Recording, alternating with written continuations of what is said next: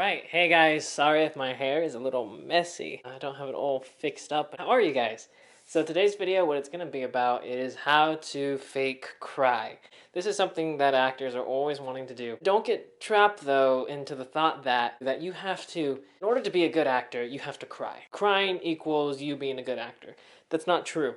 There's a lot of actors, and some in particular that I can think about right now, who cry all the time. Every scene that they are in, they cry. And maybe the first time it seems impressive, maybe the second time, but after you look at it over and over and over, it just becomes boring after a while. I find it boring. Every time I see the presenter go up with what they're doing, their scene, it's not. For me, it's not something that I enjoy. But crying is still going to be something that we have to do, something we have to learn, something we have to develop. Now, with fake crying, here's the thing. When you're crying, you don't have to be thinking of the worst moment in your life to be able to do this scene. I think that's completely silly because who wants to relive the saddest moments in their life every single day in order to do a scene where they have to cry? There's a lot of people who can achieve crying without having to go into that darker place. So let's stay away from that. Let's stay out of that scenario of having to be the actor who has to go to somewhere dark in order to achieve what they want. Because with any scene that you do, whether or not it's a crying scene or not, if you can do the scene, but you seem believable in the sense of you have the energy that you need in the scene, you have spontaneity, you have every aspect of your character down, it doesn't take a lot to be convincing. Now, of course, you want to be honest with what you present. There's this different dichotomy of people talking about being an honest actor, where you're being honest with your work, or you're faking it and it's believed. Either way, they're both accomplishing the same thing. I just think people have different terminologies for how they're defining this.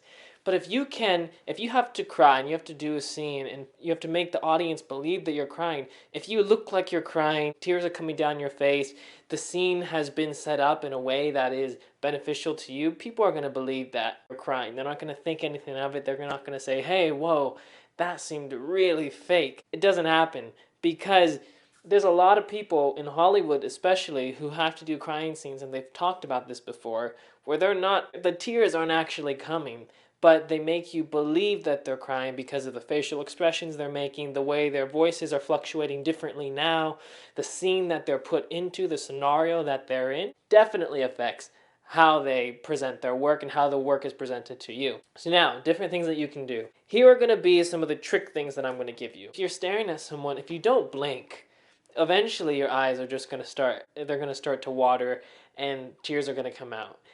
This one now you want to be careful of because you do have the risk of looking at someone if you're really good at not blinking and having it just be your eyes are open for a really long time. But luckily in film, the thing that you have to your benefit is when you have a scene that you're doing, the camera is constantly cutting from you to the other person, from you to the other person. So you're getting to take a bunch of different takes. So in some takes, you may take your takes of you not crying and you're acting and doing what you can to the best of your ability. And then in the next set of takes, maybe you keep your eyes open, your eyes start to water, and you do the scene with the same energy that you need, the same passion that you have to have, but this time your eyes are watering and tears are coming down your face. It brings a different aspect to your character and it tells a different story. But in the film world, we can cut. We can say, okay, we liked that, cut that, put this here. They take away everything that's bad and they put everything that's good in, creating a perfect piece. Now, if you're on stage and you have to work on crying, that's a little bit of a different thing. The thing is, you have an audience that's watching you when you're on stage. And this audience is a pretty decent distance away from you. Now, you don't necessarily, not always, but a lot of times, you don't actually have to have the water coming from your face. If you're on stage and you know the circumstances that you're in and you're working them to the best of your ability and you've worked on it over and over and over, and then your voice naturally changes to the scene because you know what's happening, you know what you're supposed to do, you know what's supposed to happen in the scene, your voice naturally is going to change with the scene, and then your face naturally can go into a mode of when you think you're crying, how you look, what you're doing, but you don't actually have to physically have the water come out of your face when you're on stage. Some moments you will if you're closer to the audience, sure, but you don't always need it, so don't always rely on it and think, this is what I have to get to. I have to get to this state of crying. I have to do it. Now, the next thing that you can do in order to try and cry, if you really do want the water coming physically out of your eyes, is work on pretty much standing in a room, sitting down, and trying to find moments where you can sit there and try to make the tears come out and try different things and find what works for you, because your body is going to naturally adjust.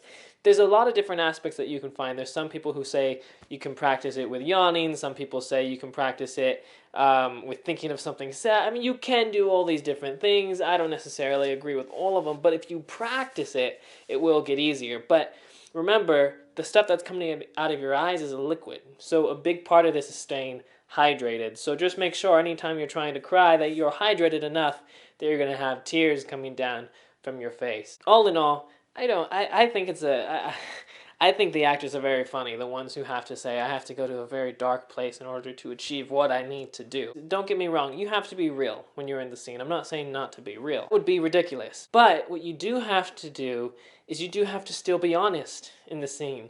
And you can still give an honest, true moment to the audience that's watching this without having to go back into something that's so deep and so dark. There's been a few actors who I've talked to before, actors who are great and they are in the industry, and then actors who are trying to get into the industry. That's just the luck of the draw there. But those actors, there's been a lot of times when they're doing their scene and they're not thinking about their dog that died years ago or something terrible that happened to their parents. All they're doing is they know the circumstances of the scene, and then with their energy that they're putting in, with the commitment that they're committing to the scene, the tears naturally will come out. They don't have to force them to come out. That's the part that you really want to understand. You don't want to force them to come out. There's tricks to it if you really have to work to it, but you don't want to force it. And by the way, something I forgot to mention, on a movie set, if they want you to cry, they also have this special tool that there's like this, I forget what it is, but it's this thing that they put at your eye, and then they blow into it, and then it puts like dust or something in your eyes, and then it starts to water. That's another way that they can make the eyes just really start pouring. So just remember that you don't have to be 100% committed to always needing to cry. It's not necessary. Of course, if you cry and you can do it, then great, then you got it. But you don't always have to force it into every scene. Some scenes, they're not meant for you to cry. Some scenes are much more powerful if you don't cry. If you're trying not to cry, you're holding in the tears. But here's the thing.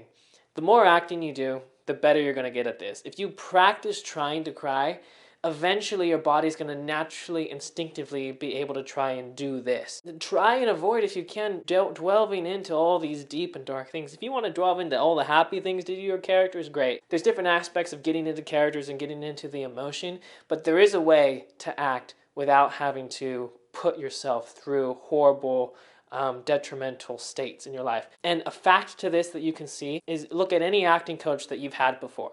Any of them. All of them, when they show you an example, that most people who have had an acting coach has seen the coach give some kind of example of how a scene could be done, how a character could be portrayed, what a character could do, how they could do the scene.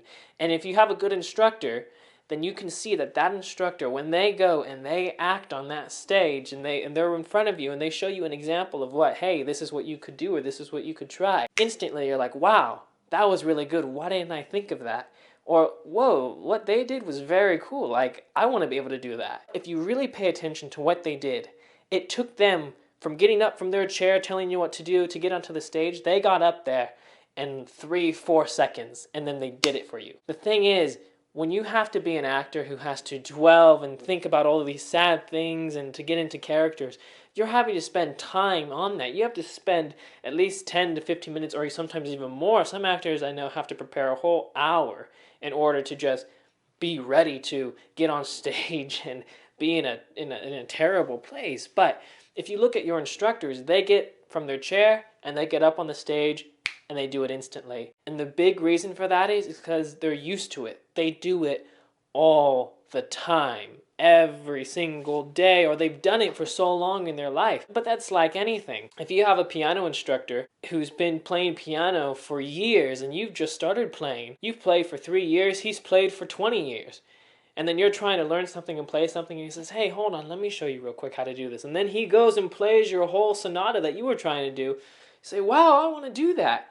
It's because they've done it for so long and they've practiced so hard and worked so hard at what they had to do to achieve the state that they're in. So the more you practice, the better you're going to be able to get at crying on cue. But remember, don't think of it as being something that is mandatory. Like, I have to cry on cue. You don't have to cry on cue. And if I find you and you're one of those people who are always crying, during every scene, and you're like, oh, it's so emotional, it's all this and this. Internally I might be rolling my eyes going, all right, okay, we get it. You can cry, you can do it. But there's much more to acting than crying. So I hope you guys like this video. I hope these tips help you in order to work on your fake crying and trying to improve a little bit more on crying, but also on realizing that you don't always have to cry. And sometimes the most powerful scenes are the ones where you don't cry. And then again, look at your instructors. They can sit in a chair, they can stand up right in front of you, and then they can do the scene. They can do your character instantly. That's what you're trying to get to. And your instructors, when they do that, again, they don't have to go through this whole emotional journey to get there. They stand up, they say their lines, and they do it. They commit. That's the big thing. If you can commit, you're already 10 times better. So I hope you guys like this video. Go ahead and subscribe to this channel so you can be up to date with everything. And I'll see you all next time. Thanks so much, guys.